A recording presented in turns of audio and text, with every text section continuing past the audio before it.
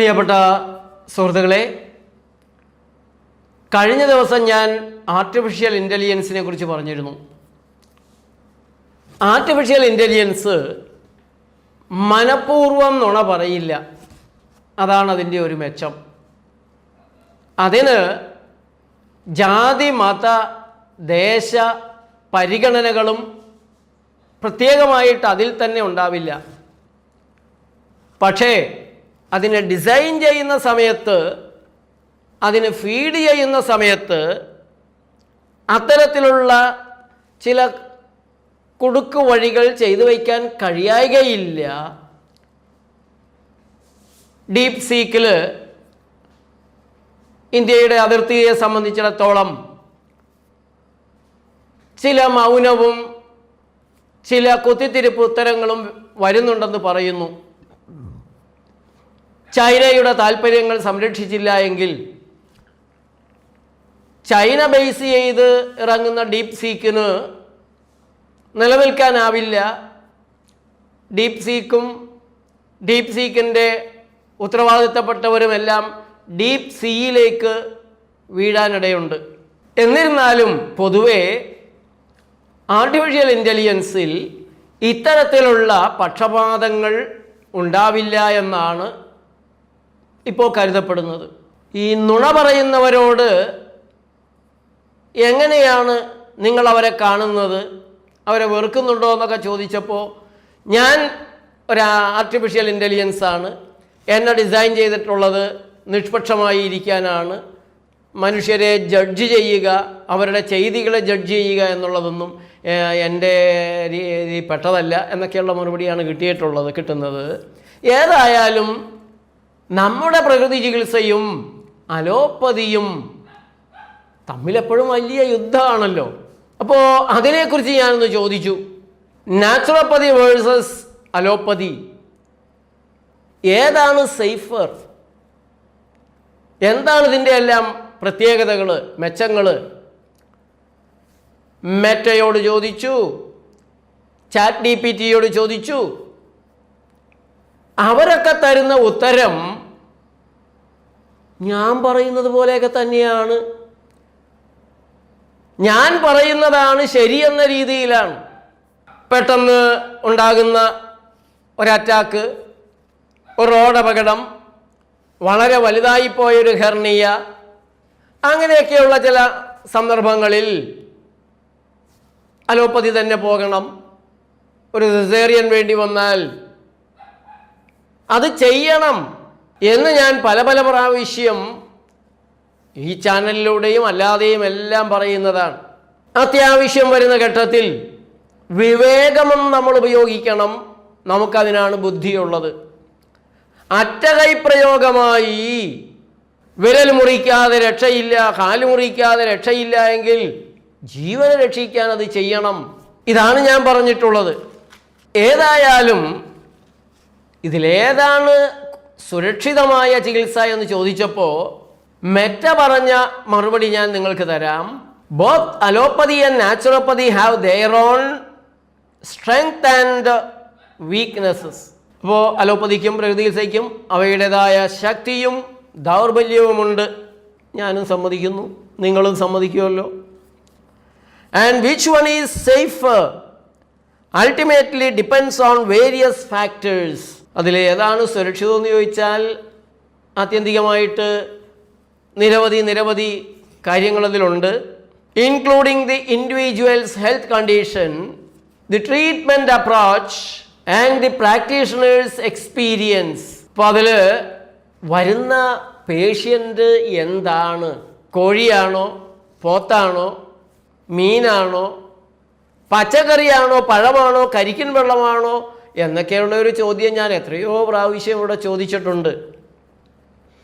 ഏത് ആഹാരപാനീയങ്ങൾ ഇട്ടുകൊടുത്ത് നിറച്ചാണ് ഈ രക്തമജ്ജ മാംസാദികൾ ഉണ്ടാക്കിയിട്ടുള്ളത്? അത് വളരെ നിർണായകമായ ഒരു കാര്യമാണ്. മദ്യപാനിയായ ഒരു രോഗി വന്നാൽ ഏത് രോഗവും മാറാൻ പ്രയാസമാണ്. പല രോഗങ്ങളും മാറിയില്ല എന്നും വരും. അപ്പോൾ വരുന്ന രോഗിയുടെ ആരോഗ്യസ്ഥിതി, മനസ്സിൻ്റെ സ്ഥിതി കൂടെ പരിഗണിക്കണമെന്ന് ഞാൻ പറയാറുണ്ട്. പിന്നെ ട്രീറ്റ്മെൻറ്റ് അപ്രോച്ച് അതും വളരെ നിർണായകമാണ്. ഏത് സമീപനമാണ്? അടുത്തത് ചികിത്സകൻ്റെ അനുഭവ പരിചയം. അത് ഞാൻ കണ്ടുകൊണ്ടിരിക്കുന്ന ഒരു കാര്യമാണ്, നിങ്ങൾക്ക് എല്ലാവർക്കും അറിയാവുന്ന ഒരു കാര്യമാണ്. ചികിത്സാ പരിചയം കൂടുന്തോറും പലപ്പോഴും രോഗിയെ കാണുമ്പോൾ തന്നെ രോഗം മനസ്സിലാക്കാൻ അനുഭവ സമ്പത്തുള്ള ഒരു ചികിത്സകന് സാധിക്കുന്നുണ്ട്. പ്രകൃതി ചികിത്സകർക്ക് അതിന് പ്രത്യേകമായ ഒരു കഴിവ് തന്നെയുണ്ട്. അലോപ്പതിയെക്കുറിച്ച് അവരെന്താണ് പറയുന്നതെന്ന് നോക്കാം. Allopathy, also known as conventional medicine, focuses on treating diseases using pharmaceuticals, surgery and other medical interventions. ഈ അലോപ്പതി കൺവെൻഷണൽ മെഡിസിൻ എന്ന് പറയുന്ന അലോപ്പതി ഫാർമസ്യൂട്ടിക്കൽ കമ്പനികളുടെ ഉൽപ്പന്നങ്ങൾ ഉപയോഗിക്കുന്നു, ഓപ്പറേഷനുകൾ നടത്തുന്നു, അതുപോലെ മറ്റു തരത്തിലുള്ള ചികിത്സാ ഇടപെടലുകൾ നടത്തുന്നു. While allopathy has made significant advancements in treating various diseases, it can also have side effects. അത് ചികിത്സാ രംഗത്ത് നിർണായകമായ പുരോഗതി കൈവരിച്ചിട്ടുണ്ട്, മുന്നേറ്റങ്ങൾ നേടിയിട്ടുണ്ട്. പക്ഷേ അതിന് ദോഷഫലങ്ങൾ കൂടെ ഉണ്ട്. Interactions and risk associated with medications and surgical procedures. അതിന് ദോഷഫലങ്ങളുണ്ട്, പ്രതിപ്രവർത്തനങ്ങളുണ്ട്. അത് ഞാൻ വിശദീകരിച്ച് പറഞ്ഞിട്ടുണ്ട്. മരുന്നുകൾ തമ്മിൽ, പല കെമിക്കലുകൾ തമ്മിൽ പ്രതിപ്രവർത്തനങ്ങളുണ്ട്. മരുന്നും ഭക്ഷണവുമായിട്ട് പ്രതിപ്രവർത്തിച്ച് വേണ്ടാത്ത കുഴപ്പങ്ങൾ ഉണ്ടാക്കും. മരുന്നും ലാബ് ടെസ്റ്റുകളുമായിട്ട് പ്രതിപ്രവർത്തിച്ച് ഇല്ലാത്ത കുഴപ്പങ്ങളൊക്കെ ഉള്ളത് ഇല്ല എന്നൊക്കെ കാണിച്ചു തരും. Naturopathy on the other hand emphasises natural remedies, lifestyle changes and self-healing process to treat diseases. നാച്ചുറോപ്പതിയിൽ രോഗങ്ങളെ മാറ്റാൻ നാച്ചുറൽ ആയിട്ടുള്ള രീതികളെയാണ് പ്രൊമോട്ട് ചെയ്യുന്നത്. അതോടൊപ്പം തന്നെ ജീവിത രീതികളുടെ മാറ്റം അത് വരുത്തുന്നു. സ്വയമായി തന്നെ ശരീരം കേടുതീർക്കുന്ന നടപടികളിലൂടെ രോഗത്തെ ചികിത്സിക്കുന്നു. Naturopathic practitioners use techniques like herbal medicines, homeopathy, acupuncture and dietary changes to promote health and well-being. ഇവിടെ ശ്രദ്ധിക്കണം, പ്രകൃതി ചികിത്സകർ പ്രകൃതിദത്തമായ പരിഹാരങ്ങളാണ് നൽകുന്നത്. പച്ചമരുന്നുകൾ ഉപയോഗിക്കാം, ഹോമിയോ, അക്യുപഞ്ചർ, ഭക്ഷണത്തിലെ വ്യത്യാസങ്ങൾ ആരോഗ്യത്തെ ശക്തിപ്പെടുത്താനും സ്വസ്ഥതയുണ്ടാക്കാനും സ്വാസ്ഥ്യമുണ്ടാക്കാനും. ഈ രണ്ട് കാര്യങ്ങളും അലോപ്പതി പറഞ്ഞിട്ടില്ല. ഹെൽത്ത് ആൻഡ് വെൽബീയിങ് എന്നൊരു ഭാഗം പറഞ്ഞിട്ടില്ല. നാച്ചുറോപ്പതിയിൽ അത് എടുത്തു പറയുന്നുണ്ട്. അതാണ് അതിൻ്റെ അടിത്തറ തന്നെ, ആദ്യ സമീപനം തന്നെ. ആരോഗ്യം നേരെയാക്കുക, സ്വാസ്ഥ്യം ഉണ്ടാക്കുക എന്നുള്ളതാണ്. While naturopathy can be effective for certain conditions, ചില പ്രത്യേക അവസ്ഥകളിൽ പ്രകൃതി ചികിത്സ വളരെ ഫലപ്രദമായി ഇരിക്കുമ്പോൾ തന്നെ it may not be suitable for everyone, അത് എല്ലാവർക്കും യോജിച്ചു പോകണമെന്നില്ല. Especially those who with severe or life threatening diseases, പ്രത്യേകിച്ച് ഗുരുതരമായതും ജീവൻ അപായമുണ്ടാക്കാനിടയുള്ള രോഗങ്ങളുടെ കാര്യത്തിൽ some naturopathic remedies can also interact with conventional medicines or have adverse effects if not used properly. ചിലപ്പോൾ വിരുദ്ധ ഫലങ്ങൾ ശരിയായിട്ടല്ല പ്രയോഗിക്കുന്നതെങ്കിൽ വരാനും സാധ്യതയുണ്ട്. ഇപ്പോൾ ഗുരുതരമായ ഒരവസ്ഥയിൽ പ്രകൃതി ചികിത്സ പ്രായോഗികമായൊന്നും വരില്ല. അതേപോലെ പ്രകൃതി ചികിത്സകർ ഉപയോഗിക്കുന്ന ചില രീതികൾ അലോപ്പതി മരുന്നുകളൊക്കെ ആയിട്ട് പ്രതിപ്രവർത്തിക്കാൻ അല്ലെങ്കിൽ തകരാറുകൾ ഉണ്ടാക്കാനുള്ള സാധ്യതയുണ്ട്. അതുകൊണ്ട് ശ്രദ്ധ വേണം. നമുക്കതിൽ എതിർപ്പൊന്നുമില്ല. നമ്മൾ തന്നെ പറയുന്നൊരു കാര്യമാണ്. Safety comparisons. In general, allopathy is considered safer in emergency situations or for treating severe life-threatening diseases, as it often provides faster and more effective results. However, naturopathy can be a safer choice for. ഇപ്പോൾ ഇതിൻ്റെ സുരക്ഷാ പരിഗണനയിലാണെങ്കിൽ, താരതമ്യത്തിലാണെങ്കിൽ allopathy emergency situations, അടിയന്തരമായ സാഹചര്യങ്ങളിൽ, ഗുരുതരമായ സാഹചര്യങ്ങളിൽ, ജീവൻ അപായമുണ്ടാകുന്ന രോഗങ്ങളുടെ കാര്യത്തിൽ പൊതുവെ അതാണ് നല്ലത്. സേഫർ എന്ന് ഉപയോഗിക്കുമ്പോൾ ആ ഉപയോഗിക്കുന്ന കാര്യങ്ങളും സുരക്ഷിതമാണ് എന്നുള്ളൊരു വിവക്ഷയില്ല. അവിടെ അതാണ് നല്ലത്, മറ്റതിനേക്കാൾ സേഫ് എന്ന രീതിയിലാണ് പറഞ്ഞിട്ടുള്ളത്. എന്നൊക്കെയാണെങ്കിലും naturopathy can be a safer choice for chronic diseases. Naturopathy can help manage chronic conditions like diabetes, hypertension and digestive issues. സ്ഥായിയായ നീണ്ടു നിൽക്കുന്ന രോഗങ്ങൾക്കെല്ലാം പ്രകൃതി ചികിത്സയാണ് സുരക്ഷിതം, നല്ലത്. പ്രിവെന്റീവ് കെയർ, രോഗം വരാതെ തടഞ്ഞു നിർത്താൻ, രോഗം വരാതിരിക്കാൻ. Naturopathy focuses on preventing diseases through life style changes and natural remedies. ഇപ്പൊ പ്രകൃതി ചികിത്സ രോഗങ്ങൾ വരാതെ നോക്കുന്നത് രോഗം ഉണ്ടാക്കാനിടയുള്ള ജീവിത രീതികളെ മാറ്റി life style changes and natural remedies, സ്വാഭാവികമായ പ്രകൃതിദത്തമായ പരിഹാരങ്ങളെ കൊണ്ടാണ്.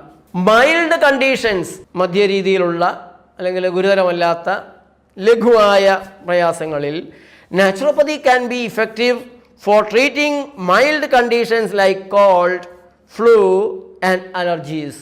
അപ്പോൾ ലളിതമായ ലഘുവായ പ്രശ്നങ്ങളിൽ പ്രകൃതി ചികിത്സയാണ് ഫലപ്രദം. അതായത് ജലദോഷപ്പനി, അലർജികൾ, ഇതിനെല്ലാം നല്ലത് പ്രകൃതി ചികിത്സ തന്നെയാണ്. വീണ്ടും ആ ചോദ്യം ഒന്നും കൂടെ ആവർത്തിച്ച് കഴിഞ്ഞപ്പോൾ ഇതിലേതാണ് കൃത്യമായിട്ട് കുറച്ചുകൂടെ സ്പെസിഫിക് ആയിട്ടൊക്കെ പറയാമോ എന്നൊക്കെ ചോദിച്ചു കഴിഞ്ഞപ്പോൾ പറഞ്ഞത് അലോപ്പതിയുടെ തകരാറുകൾ 4 ലിസ്റ്റ് ചെയ്ത് തന്നു. Side effects from medications, 2 surgical complications, 3 over Reliance on pharmaceuticals, വ്യവസായ ഉൽപ്പന്നങ്ങൾ, ഫാർമസ്യൂട്ടിക്കൽ ഉൽപ്പന്നങ്ങളെ അമിതമായി ആശ്രയിക്കുന്നത്, അതൊരു തകരാറായിട്ടാണ് പറയുന്നത്. പൊട്ടൻഷ്യൽ ഇൻ്ററാക്ഷൻസ് ബിറ്റ്വീൻ മെഡിക്കേഷൻസ്, മരുന്നുകൾ തമ്മിലുള്ള പ്രതികരണ സാധ്യതകൾ, പ്രതിപ്രവർത്തന സാധ്യതകൾ അപകട സാധ്യതയായിട്ട്. പ്രകൃതി ചികിത്സയിലെ അപകട സാധ്യതകളെ കുറിച്ച് ചോദിക്കുമ്പോൾ interactions between herbal supplements and medications, ഞാൻ കഴിഞ്ഞ ഭാഗത്തും പറയാൻ വിട്ടൊരു കാര്യമാണ്. നമ്മൾ കേരളത്തിൽ പ്രചരിപ്പിക്കുന്ന പ്രകൃതി ജീവനത്തിൽ ഫുഡ് സപ്ലിമെന്റുകളില്ല, ഹെർബൽ സപ്ലിമെന്റുകളുമില്ല, മരുന്നുകളേ ഇല്ല.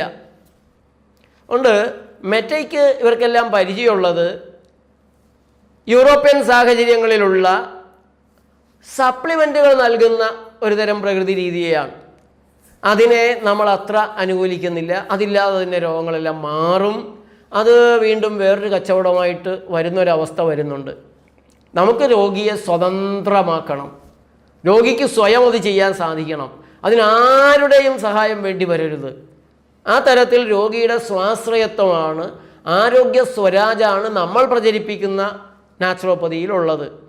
Allergic reactions to natural substances, അത് തീർച്ചയായും ശ്രദ്ധിക്കേണ്ട ഒരു കാര്യമാണ്. സാധനം പ്രകൃതിയാണ്, പ്രകൃതിയിൽ നിന്ന് കിട്ടുന്നതാണ്, മരത്തിൽ നിന്ന് കിട്ടുന്നതാണ്, സസ്യമാണ് എന്ന് പറഞ്ഞതുകൊണ്ട് എല്ലാ സാധനവും എല്ലാവർക്കും സുരക്ഷിതമാകണമെന്നില്ല. ഒരാൾക്ക് ചേരുന്ന ഒരു ഭക്ഷണം മറ്റൊരാൾക്ക് ചേരുന്നില്ല എന്ന് വരാം. ഒരാൾക്ക് പൈനാപ്പിൾ നല്ലതാണ്, മറ്റൊരാൾക്ക് പൈനാപ്പിൾ ഇറിറ്റേഷൻ ഉണ്ടാക്കുന്നതാണ്, ഇൻഫ്ലമേഷൻ ഉണ്ടാക്കുന്നതാണെന്ന് വരാം. ചിലർക്ക് ഗോതമ്പ് ഒരു പ്രയാസവും ഉണ്ടാക്കുന്നില്ല, മറ്റു ചിലർക്ക് ഗോതമ്പ് ഗ്ലൂട്ടൻ അലർജി ഉണ്ടാക്കിയെന്ന് വരാം. അതുകൊണ്ടാണ് നേച്ചർ ലൈഫിൽ നിന്ന് കുറച്ച് ദിവസം നിങ്ങൾ ഈ കാര്യങ്ങൾ പ്രാക്ടീസ് ചെയ്യുന്നത് ഞങ്ങൾക്ക് കാണണം. മാറി മാറി ചെയ്യേണ്ടത് മാറി മാറി ചെയ്യാൻ സാധിക്കണം. രോഗമുണ്ടോ, നിങ്ങൾ കുറച്ച് ദിവസം വിശ്രമിച്ച് സ്വസ്ഥമായി കാര്യങ്ങൾ പഠിച്ച് ചെയ്തു നോക്കി, ഫലമുണ്ടോ ഇല്ലെങ്കിൽ മാറി മാറി ചെയ്ത് കഴിച്ചു വരുന്ന മരുന്നുകൾ കുറച്ച്. അതുകൊണ്ടാണ് 2 ആഴ്ചയെങ്കിലും നേച്ചർ ലൈഫിൻ്റെ ഏതെങ്കിലും ഒരു കേന്ദ്രത്തിൽ വന്നു നിന്ന് ഇതെല്ലാം പരിശീലിക്കാൻ, പഠിച്ചു നോക്കാൻ ഞങ്ങൾ ആവശ്യപ്പെടുന്നത്. 3 delayed or inadequate treatment of serious medical conditions, കൂടുതൽ സമയമെടുക്കുന്ന അല്ലെങ്കിൽ ഗുരുതരമായ രോഗസാഹചര്യങ്ങളിൽ മതിയാവാത്ത രീതിയിലുള്ള പ്രയോഗങ്ങളായിരിക്കുക. അത് പ്രകൃതി ചികിത്സയുടെ ഒരു പരിമിതിയാണ്, പോരായ്മയാണ്, അപകട സാധ്യതയാണ്. ഇത് മറ്റു പറയുമ്പോൾ എൻ്റെ ഈ 10-40 കൊല്ലത്തെ അനുഭവത്തിൽ നിന്ന് എനിക്ക് പറയാൻ കഴിയുന്ന ഒരു കാര്യം, സൂത്രപ്പണി കൊണ്ട് ഈ പറഞ്ഞ രീതിയിൽ ആളുകളെ അങ്ങനെ ജീവിപ്പിച്ചിരുത്താൻ എത്രത്തോളം കഴിയുമെന്നുള്ള കാര്യത്തിൽ എനിക്ക് ബലമായ സംശയമുണ്ട്. ഒരു അറ്റാക്ക് വരുമ്പോൾ ആശുപത്രിയിൽ വെച്ച് ആൾ മരിക്കുന്നുണ്ട്. ഓപ്പറേഷൻ തിയേറ്ററിൽ വെച്ച് അറ്റാക്ക് വന്നു, രക്ഷിക്കാൻ കഴിഞ്ഞില്ല എന്ന് പറഞ്ഞിട്ടുള്ള എത്രയോ കേസുകൾ നമ്മുടെ മുന്നിലുണ്ട്. ഒരു അറ്റാക്ക് വരുമ്പോൾ മരിക്കേണ്ട രീതിയിലുള്ള ഒരു അറ്റാക്ക് ആണെങ്കിൽ മരിക്കുന്നു. ആശുപത്രിയിൽ എത്തിക്കാനുള്ള ഒരു അരമണിക്കൂർ കിട്ടും, അരമണിക്കൂർ കഴിഞ്ഞ് മരിക്കാനുള്ള പേഷ്യൻ്റ് ആണെങ്കിൽ മരിക്കുന്നു. അങ്ങനെയല്ലാതെ ഈ ചികിത്സ എന്നുള്ളതിൻ്റെ മഹത്വം കൊണ്ട് ആൾ ജീവിച്ചിരിക്കുന്നു എന്ന് പറയാവുന്ന രീതിയിൽ എൻ്റെ സംശയത്തിൽ ഇപ്പോൾ ഒരു ഇലക്ട്രിക് ഷോക്ക് വന്നു, ഷോക്കിൽ ഹാർട്ട് നിന്നു, നമ്മൾ ഫസ്റ്റ് എയ്ഡ് കൊടുത്തു കഴിഞ്ഞാൽ ആ ഹാർട്ടിനെ അനക്കിയെടുത്ത് അങ്ങനെയുള്ള കാര്യങ്ങളിലൊക്കെയാണ് എനിക്ക് സംശയങ്ങളുള്ളത്. എനിക്ക് വേണ്ടത്ര പരീക്ഷിച്ചു നോക്കാൻ ഈ വക കാര്യങ്ങളിൽ പറ്റിയിട്ടില്ല എന്ന് നിങ്ങൾക്കറിയാമല്ലോ. അതുകൊണ്ട് അങ്ങനെയുള്ള ഗുരുതരമായ കേസുകളിൽ നമ്മൾ കൂടുതൽ ഇടപെടാറില്ല. പക്ഷേ രോഗങ്ങളുടെ കാര്യത്തിൽ ഒരു രോഗം കൊണ്ട് വലഞ്ഞ ശരീരത്തെ, പ്രായം ചെന്ന ശരീരത്തെ സൂത്രപ്പണികൾ കൊണ്ട് അധികമൊന്നും മുന്നോട്ട് കൊണ്ടുപോകില്ല.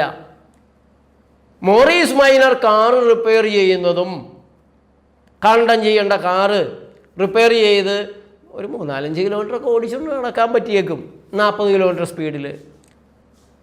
ഒരു ബെൻസ് കാറ് കമ്പനിയിൽ നിന്ന് എടുത്ത് സർവീസ് ചെയ്തുകൊണ്ട് നടക്കുന്നതായിട്ടൊരു വലിയ വ്യത്യാസമുണ്ട്. അതുകൊണ്ട് ദേഹം മുഴുവനും ശ്രദ്ധിക്കാതെ കഴിയുന്നത്ര മരുന്നുകൾ കുത്തിച്ചെലുത്തി മോശമായ ഒരു ശരീരത്തിനുണ്ടാകുന്ന ഗുരുതരമായ പ്രശ്നങ്ങളെ ആർക്കെങ്കിലും രക്ഷിക്കാൻ കഴിയുമെന്ന് ഞാൻ കരുതുന്നില്ല. അവിടെയും പരമാവധി സുഖവും പ്രതീക്ഷിക്കാവുന്നതിലധികം സൗഖ്യവും നൽകാൻ കഴിയുന്നത് പ്രകൃതി ജീവനത്തിന് തന്നെയാണ്. മെറ്റ പറയുന്നത് പോലെയല്ല, വളരെ ഗുരുതരമായ നിരവധി കേസുകൾ അവിടെ നിന്ന് രക്ഷയില്ല എന്ന് പറഞ്ഞ് അലോപ്പതിക്കാർ മടക്കിയിട്ടുള്ളതും പ്രകൃതി ജീവനത്തിൽ നമുക്ക് സുഖപ്പെടുത്താൻ കഴിഞ്ഞിട്ടുണ്ട്. ബെറ്റർ ഡേയ്സ് ഓഫ് ലൈഫ് നൽകാൻ നമുക്ക് കഴിഞ്ഞിട്ടുണ്ട്. ഏതായാലും അടുത്തത് നോക്കാം. Lack of standardisation and regulation in the naturopathic industry. ഇവിടെ മെറ്റയ്ക്ക് തകരാറ് പറ്റി, തെറ്റുപറ്റി എന്ന് വേണമെങ്കിൽ പറയേണ്ടതായി വരും. പക്ഷെ പറയാൻ പറ്റാത്തത് പല പ്രകൃതി ചികിത്സകരും ഫുഡ് സപ്ലിമെൻറ്റുകൾ കൂടെ ഉൾപ്പെടുത്തിയിട്ടുള്ളത് കൊണ്ടാണ്. അതിന് ചെറിയ കമ്പനിയെങ്കിലും ഉണ്ടാകാനുള്ള സാധ്യതയുണ്ട്. എന്നാൽ പോലും നാച്ചുറോപ്പതിക്ക് ഒരു ഇൻഡസ്ട്രിയുമില്ല. നമ്മൾ പറയുന്ന നാച്ചുറോപ്പതിക്ക് ഒരു ഇൻഡസ്ട്രിയുമില്ല.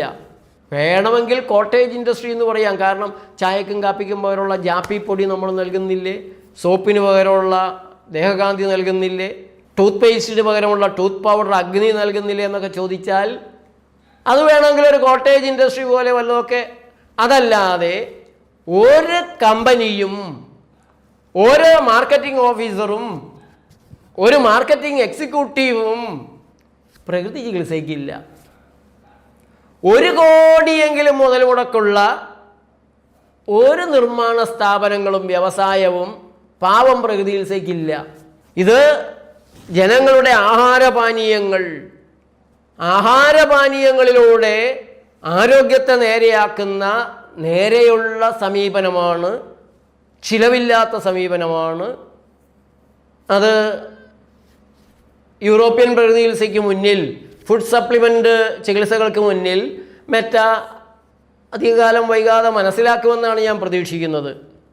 സ്റ്റാൻഡേർഡൈസേഷൻ ഇല്ല എന്ന് പലരും പറഞ്ഞ് ഞാൻ കേട്ടിട്ടുണ്ട്. ഒരിക്കൽ മേനക ഗാന്ധിയും ഈ കാര്യം എന്നോട് പറഞ്ഞിട്ടുണ്ട്. അത് വളരെ വർഷങ്ങൾക്ക് മുമ്പാണ്. അപ്പോഴെനിക്ക് അതിലൊരു സന്ദേഹം വന്നിട്ടുണ്ടായിരുന്നു. പക്ഷെ ഇപ്പോൾ ഒരു സന്ദേഹമില്ല. പ്രകൃതി ചികിത്സയ്ക്ക് സ്റ്റാൻഡേർഡൈസേഷൻ ഇല്ല. കാരണം ഓരോരുത്തരുടെ പ്രകൃതിയും വെവ്വേറെ പ്രകൃതിയാണ്. DNA വേറെയാണ്, RNA വേറെയാണ്, ദഹനശക്തി വേറെയാണ്, മനസ്സിൻ്റെ വിചാരങ്ങളുടെ തലങ്ങൾ വേറെയാണ്, ഭൂപ്രകൃതി വേറെയാണ്, ഭക്ഷണ സാധനങ്ങൾ വേറെയാണ്, ഭക്ഷണ സാധനങ്ങളുടെ ഇഷ്ടം വേറെയാണ്, ഇഷ്ടമുണ്ടെങ്കിലും കിട്ടുന്നത് വേറെയാണ്. അങ്ങനെ പലതരത്തിലുള്ള തലങ്ങളിൽ നിൽക്കുന്ന ശാരീരികമായും മാനസികമായും ആത്മീയമായും സാമൂഹ്യമായും ഭൂമിശാസ്ത്രപരമായും പല തലങ്ങളിൽ നിൽക്കുന്ന മനുഷ്യരുടെ രോഗങ്ങൾക്ക് ഒറ്റ ചികിത്സ. സകല പനിക്കും പാരാസെറ്റമോൾ എന്നുള്ള അലോപ്പതിയുടെ ചിന്ത വെച്ച് മറ്റേ ഇതിനെ നോക്കുമ്പോൾ ആർട്ടിഫിഷ്യൽ ഇൻ്റലിജൻസിനും വഴിതെറ്റുകയാണ് എന്ന് പറയേണ്ടതായി വരും. പ്രകൃതി ചികിത്സയ്ക്ക് സ്റ്റാൻഡർഡൈസേഷൻ വേണ്ട, ഉണ്ടാവരുത്. ഓരോരുത്തരും അവനവൻ്റെ ശരീരത്തെയും മനസ്സിനെയും പഠിച്ച് നിരീക്ഷിച്ച് അതിന് യോജിക്കുന്ന രീതിയിൽ, അതാണ് അവൻ്റെ പ്രകൃതി അല്ലെങ്കിൽ അവളുടെ പ്രകൃതി. അല്ലാതെ പ്രകൃതി ചികിത്സ എന്ന് പറഞ്ഞ് ഏതെങ്കിലും ഒരു കിതാബിൽ എഴുതി വച്ചിരിക്കുന്ന ഒരു സാധനം കണ്ണുടച്ച് അങ്ങനെ എല്ലാവരും അത് തന്നെ ചെയ്യുക ലോകം മുഴുവനും. അപ്പോൾ സ്റ്റാൻഡർഡൈസേഷൻ അലോപ്പതിയെ പോലെ. അത് ശരിയല്ല എന്നുള്ളതാണ് പ്രകൃതി ജീവനത്തിൻ്റെ വലിയൊരു വിശ്വാസം ഉണ്ട്. ആ ഭാഗവും ശ്രദ്ധിക്കുക. കീ കൺസിഡറേഷൻസ്, പ്രധാനമായി പരിഗണിക്കേണ്ട കാര്യങ്ങൾ. To ensure safety consider the following. സുരക്ഷിതത്വം ഉറപ്പാക്കാൻ താഴെ പറയുന്ന കാര്യങ്ങൾ ശ്രദ്ധിക്കുക. Consult a qualified practitioner. Choose a licensed and experienced health care professional, whether allopathic or naturopathic. അപ്പോൾ മെറ്റ പറയുന്നത് ലൈസൻസ് ഉള്ള അംഗീകരിക്കപ്പെട്ട ഒരു ഹെൽത്ത് കെയർ പ്രൊഫഷണലിനെ തിരഞ്ഞെടുക്കാനായിട്ടാണ്.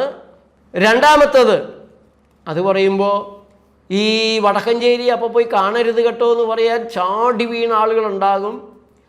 പലപ്പോഴും ഞാൻ പറഞ്ഞിട്ടുള്ളത് എനിക്കൊരു യോഗ്യതയില്ല, എന്നോട് എന്താ യോഗ്യത എന്ന് ചോദിച്ചാൽ ഞാൻ പറയും എന്ത് യോഗ്യത, മനുഷ്യനാണ്, നിങ്ങൾക്കുള്ള യോഗ്യത തന്നെയാണ് എനിക്കുള്ളത്. അല്ലാണ്ട് ഏതെങ്കിലും ഒരു പ്രത്യേക യോഗ്യതയെ മുറുകെ പിടിച്ച് പറയാൻ ഞാൻ ആഗ്രഹിക്കുന്നില്ല. നിങ്ങൾക്കും ഡോക്ടറാകാമെന്നാണ് ഞാൻ പറയുന്നത്. പിന്നെ മറ്റേ ഇങ്ങനെയൊക്കെ പറയുമ്പോൾ കൺഫ്യൂഷൻ കൂടാതിരിക്കാൻ വേണ്ടി മാത്രം ഒരു കാര്യം പറയട്ടെ. 3.5 കൊല്ലത്തെ പ്രകൃതി ചികിത്സ ഡിപ്ലോമ കോഴ്സ് കഴിഞ്ഞ ഒരാളാണ് ഞാൻ. ഇപ്പോൾ 5.5 കൊല്ലത്തെ പ്രകൃതി ചികിത്സയിലെ BYNS കോഴ്സ് ഇന്ത്യയിലെ ഒരു 48ഓളം കോളേജുകളിൽ യൂണിവേഴ്സിറ്റികളിൽ പഠിപ്പിക്കുന്നുണ്ട്. അത് പഠിച്ച് ധാരാളം ഡോക്ടർമാരുണ്ട്. നേച്ചർ ലൈഫിൻ്റെ ശാഖകളിലെല്ലാം BNYS കഴിഞ്ഞവർ, BAMS ആയുർവേദ ഡിഗ്രി കോഴ്സ് കഴിഞ്ഞവരെ നിങ്ങൾക്ക് കാണാൻ സാധിക്കും. സിദ്ധയുടെ കോഴ്സ് കഴിഞ്ഞവരും ഇടയ്ക്ക് ഉണ്ടാവാറുണ്ട്. ഞാനൊക്കെ പ്രകൃതി ചികിത്സാ രംഗത്തേക്ക് വരുമ്പോൾ ഇത്തരം കോഴ്സുകൾ തുടങ്ങിയിട്ടില്ല. പിന്നെ എനിക്കെതിരെ വന്ന ഒരു കോടതിയുടെ വിധിയിൽ വരെ എനിക്ക് റെപ്യൂട്ടഡായ സ്ഥാപനത്തിൻ്റെ സർട്ടിഫിക്കറ്റാണുള്ളത്, കോടതി പരിശോധിച്ചു. അതുകൊണ്ട് എനിക്ക് ഡോക്ടർ എന്ന് വയ്ക്കാനുള്ള അവകാശമുണ്ട് എന്ന കോടതി വിധിയും കിട്ടിയിട്ടുണ്ട്. അപ്പോൾ ഇപ്പോൾ ഇനിയും ഇരിക്കുന്ന 2-3 കേസുകളിൽ ഈ വാദങ്ങളൊക്കെ ഉണ്ട്. എന്താണ് കോടതികൾ പറയുന്നത് കൂടെ നിങ്ങൾ കേൾക്കണം, അതവിടെ ഇരിക്കട്ടെ. അനുഭവം എന്ന ഗുരുവിൻ്റെ അപ്പുറത്തേക്ക് വേറൊന്നും വരില്ല എന്നുള്ളൊരു കാര്യവും കൂടെ നിങ്ങൾ അടിവരയിട്ട് അവിടെ വെച്ചോളൂ. Disclose your medical history. അപ്പോൾ നിങ്ങളുടെ അതുവരെയുള്ള രോഗചരിത്രം, ചികിത്സയുടെ ചരിത്രം അത് മൊത്തമായി പറയണം. അതുകൊണ്ട് നേച്ചർ ലൈഫിൽ വരുമ്പോൾ ഞങ്ങൾ വളരെ കൃത്യമായിട്ട് ഫോം കൊടുക്കും, ചോദിച്ച്. പക്ഷേ ആളുകൾക്ക് മുഴുവൻ അങ്ങനെ പറയും. ഞാനിപ്പോൾ വന്നിരിക്കുന്ന പ്രമേഹത്തിനാണ്, എൻ്റെ പ്രമേഹത്തിന് നിങ്ങൾ ചികിത്സിച്ചാൽ മതി. എനിക്ക് മലബന്ധമുണ്ടോ, പൈൽസ് ഉണ്ടോ, അതൊക്കെ ഞാൻ എന്തിനാണ് പറയണത്? എനിക്ക് എത്ര ഡെൻ്റൽ സർജറി വല്ലതും ചെയ്തിട്ടുണ്ടോ, പല്ലടച്ചിട്ടുണ്ടോ, ഇതുപോലുള്ള കാര്യങ്ങളെല്ലാം ചികിത്സയിൽ വളരെ പ്രധാനപ്പെട്ടതാണ്. 2 മിനിറ്റ്സ് ഡോക്ടേഴ്സ് ഉണ്ട്, അവർക്ക് ഇതൊന്നും അറിയണ്ട, ചോദിക്കുകയില്ല, പറഞ്ഞായിട്ട് കേൾക്കാനുള്ള ക്ഷമയുണ്ടാവില്ല. പക്ഷെ നിങ്ങൾ നേച്ചർ ലൈഫിൽ വരുമ്പോൾ നിങ്ങൾക്ക് നിങ്ങളുടെ ചെറുപ്പത്തിലേക്ക് ഉണ്ടായിട്ടുള്ള രോഗങ്ങൾ മുഴുവൻ നിങ്ങൾ പറയണം. ഏതെല്ലാം രോഗങ്ങളെ അടിച്ചമർത്തിയിട്ടാണ് നിങ്ങൾ കൂടുതൽ കടുത്ത രോഗങ്ങളിലേക്ക് വന്നത് എന്ന് ഞങ്ങൾക്കറിയേണ്ടതുണ്ട്. Follow treatment guidelines. Treatment തന്നു കഴിഞ്ഞാൽ, പറഞ്ഞു കഴിഞ്ഞാൽ അത് കൃത്യമായിട്ട് ചെയ്യണം. പ്രകൃതിയിൽ പലരും വന്നിട്ട് കുറച്ച് നാൾ വേവിക്കാത്തത് കഴിച്ചു, കിഡ്നിയുടെ തകരാറാണ്, കരളിൻ്റെ തകരാറാണ്, ക്യാൻസറാണ്, പിന്നെ പെരുന്നാൾ വരുമ്പോൾ എടിയ ഒരു ദിവസം നീ കഴിച്ചു, ഇപ്പോൾ ഒരു ദിവസമല്ല, കഴിഞ്ഞ് നാളെ തുടങ്ങി നീ. ആ ഒരു നിമിഷം മതി ഹീലിംഗ് മോഡിൽ കിടക്കുന്ന ശരീരം ഡിസ്റ്റർബൻസിലേക്ക് വീഴാൻ, തകരാറിലാകാൻ. അങ്ങനെ ധാരാളം പേര് മാറാത്ത രോഗങ്ങൾക്കുള്ള ആ ആളുകൾക്കാണ് ഇത് കൂടുതൽ ബാധകമാകുക. അവരൊന്ന് തെറ്റിച്ചാൽ തിരിച്ചടി ഉറപ്പാണ്. പലരും അങ്ങനെ ഗതികേടിലായത് ഞങ്ങൾ കണ്ടിട്ടുണ്ട്. ഞങ്ങൾക്ക് നാണക്കേട്, അവർക്ക് ദുരിതവും. സങ്കടകരമായ പല കേസുകളും ഉണ്ടായിട്ടുണ്ട്. ഒരുപക്ഷെ ഞങ്ങൾക്ക് പരാജയങ്ങൾ വന്നിട്ടുള്ള ചികിത്സകളിൽ 99% ചികിത്സാ ഗൈഡ് ലൈൻ തെറ്റിച്ചവർക്കാണ്. Monitor your progress. നിങ്ങളുടെ പുരോഗമനം വിലയിരുത്തിക്കൊണ്ടിരിക്കുക. Integrate approach, consider combining allopathic and naturopathic approaches under the guidelines of a qualified practitioner. ഇപ്പോൾ ധാരാളം പേരങ്ങനെ ചെയ്യുന്നുണ്ട്. അലോപ്പതിയാണ് ഞാൻ ചെയ്യുന്നത്, എനിക്ക് പ്രകൃതിയിലേക്ക് വരാൻ പേടിയാണ്, മരുന്ന് നിർത്താൻ പേടിയാണ്. ഓക്കെ, നിങ്ങൾ മരുന്ന് തുടർന്നോളൂ. പക്ഷേ പ്രകൃതി ചെയ്ത് നല്ല സുഖം കിട്ടുമ്പോൾ, ഷുഗർ നന്നായി താഴ്ന്നു വരുമ്പോൾ, ചിലപ്പോൾ തീരെ താഴുകയും കൂടെ ചെയ്യുമ്പോൾ മനസ്സിലാകും രണ്ടും കൂടെ വേണ്ട, വെടിയും വെക്കണം, തോന്നുകൂടെ പറയണ്ട എന്ന് മനസ്സിലാകും. അപ്പോൾ ഉപേക്ഷിക്കേണ്ടത് ഒരെണ്ണത്തെ ഉപേക്ഷിക്കണം. അത് അലോപ്പതിയെ ഉപേക്ഷിക്കണോ പ്രകൃതി ചികിത്സയെ ഉപേക്ഷിക്കണമോ എന്ന് നിങ്ങൾക്ക് അന്നേരം തീരുമാനിക്കാം. ഏതാണ് നിങ്ങൾക്ക് എളുപ്പം, നിങ്ങളുടെ ജീവിതത്തെ എളുപ്പമാക്കി തരുന്നത്, ജീവിതത്തെ സുഖകരമാക്കി തരുന്നത്, സുന്ദരമാക്കി തരുന്നത്, ജീവിതത്തെ സൈഡ് എഫക്ട്സിൽ നിന്ന്, അഡ്വേഴ്സ് ഡ്രഗ് റിയാക്ഷനിൽ നിന്ന്, ഡ്രഗ് ഇൻ്ററാക്ഷനിൽ നിന്നെല്ലാം സുരക്ഷിതമാക്കി തരുന്നത് ഏതാണ്, അതിനെ നിങ്ങൾക്ക് സ്വീകരിക്കാം. അത് നിങ്ങളുടെ ചോയ്സാണ്. നിങ്ങൾ പ്രകൃതി ചികിത്സയ്ക്ക് വന്നുപോയി എന്നുള്ളത് കൊണ്ട് മേലിലൊരിക്കലും മറ്റേ മരുന്ന് സ്വീകരിക്കാൻ പാടില്ല എന്നോ, സ്വീകരിച്ചാൽ കുഴപ്പം ഒന്നുമില്ല. നിങ്ങളുടെ തിരഞ്ഞെടുപ്പാണ്, നിങ്ങൾക്ക് ചോയ്സ് ഉണ്ട്. അപ്പോൾ ഇതെല്ലാം വെച്ചുകൊണ്ട് നിങ്ങളൊരു തീരുമാനമെടുക്കണം. നിങ്ങൾ മരുന്നുകൾ കഴിച്ചുകൊണ്ടിരിക്കുന്നത് തുടരുക തന്നെയാണോ വേണ്ടത്? ആ വഴിയിലൂടെ മുന്നോട്ട് പോയാൽ നിങ്ങൾക്ക് എത്രത്തോളം മുന്നോട്ട് പോകാൻ സാധിക്കും, എത്രത്തോളം സുഖകരമായി മുന്നോട്ട് പോകാൻ സാധിക്കും. ഓരോ കിലോമീറ്റർ എത്തുമ്പോഴും തളർന്നിരുന്ന് അടുത്ത രോഗത്തിൻ്റെ കൂടെ മരുന്നും കൊണ്ട് അടുത്ത കിലോമീറ്ററിലേക്ക് പോകേണ്ടി വരുമോ? അതാണല്ലോ നമ്മുടെ അനുഭവം. അതുകൊണ്ട് വളരെ കൃത്യമായ ഒരു പഠനത്തിന്, പരീക്ഷണത്തിന് നിങ്ങൾ തയ്യാറാകുക. നിങ്ങൾ കഴിക്കുന്ന മരുന്നുകളൊന്നും നിർത്തണ്ട, നേച്ചർ ലൈഫിലേക്ക് വരിക. നമുക്ക് ആരോഗ്യത്തെ, സ്വാസ്ഥ്യത്തെ മുന്നിൽ വെച്ചുകൊണ്ട് പ്രകൃതി രീതികൾ പരിശീലിക്കാം. നന്ദി, നമസ്കാരം. Like, subscribe and press bell button. Stay tuned for more videos.